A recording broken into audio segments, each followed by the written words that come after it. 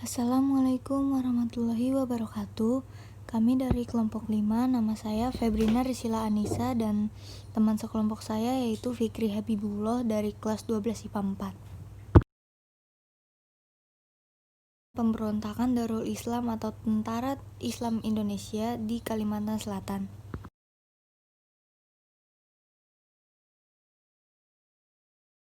Latar belakangnya yaitu timbulnya pemberontakan Darul Islam atau Tentara Islam Indonesia di Kalimantan Selatan ini sesungguhnya berasal dari kekecewaan para anggota Laut Republik Indonesia atau disingkatnya ALRI Divisi 4 karena ketika penataan ketentaraan mulai dilakukan di Kalimantan Selatan oleh pemerintah pusat, di antara mereka ada yang harus didemobilisasi atau mendapatkan posisi yang tidak sesuai dengan keinginan mereka.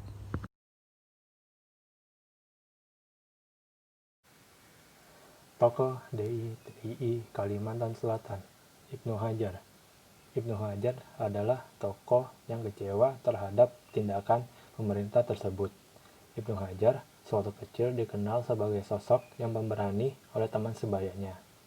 Oleh orang tuanya, Ibnu Hajar dididik dengan keras, disiplin, dan banyak diajarkan ilmu keagamaan.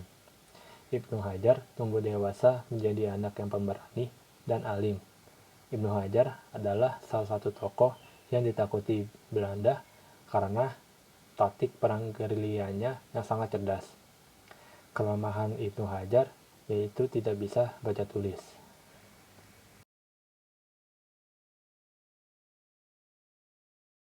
Kronologis peristiwa pemberontakannya yaitu karena Ibnu Hajar tidak menerima ketidakadilan terhadap para pejuang kemerdekaan, khususnya yang asli Banua, campur tangan pusat semena-mena.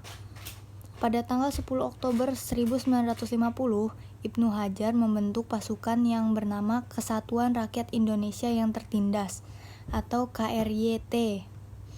Beliau dengan anak buahnya merampok gudang senjata milik TNI di Kandangan, sekarang Yonif 621 Kandangan. Setelah merebut berbagai senjata dan amunisi, beliau dan anak buahnya lari ke pedalaman Gunung Meratus untuk menyusun strategi dan kekuatan.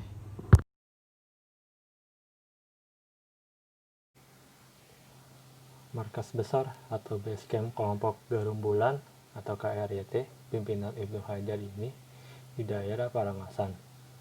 Daerah di pegunungan Meratus sekarang termasuk dalam Kabupaten Banjar yang sekarang disengketakan oleh Kabupaten Tanah Bumbu karena daerah ini kaya akan hasil tambang batu bara dan biji besi. Kelompok KRYT atau Gerombolan ini banyak mempunyai anggota, kira-kira jumlahnya ratusan orang. Di sana terkumpul mantan pejuang yang beralih haluan.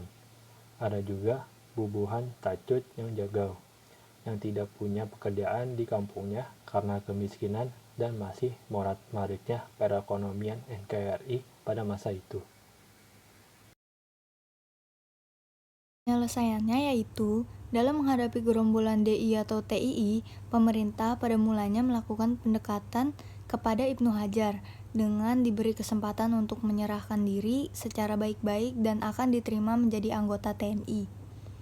Ibnu Hajar pun menyerah, akan tetapi setelah menyerah, ia melarikan diri, kemudian melakukan pemberontakan lagi. Selanjutnya, pemerintah mengerahkan pasukan TNI sehingga pada akhir tahun 1959, Ibnu Hajar beserta seluruh anggota gerombolannya pun tertangkap dan dihukum mati pada Maret 1965. Dampak negatif dari pemberontakan tersebut. Yang pertama, telah menimbulkan keresahan, kesengsaraan, ketidakamanan, dan ketidaknyamanan bagi masyarakat. Yang kedua, adanya penculikan, pembunuhan, dan perampokan di kampung. Ya, sekian penjelasan dari kita berdua. Kurang lebihnya mohon maaf. Wassalamualaikum warahmatullahi wabarakatuh.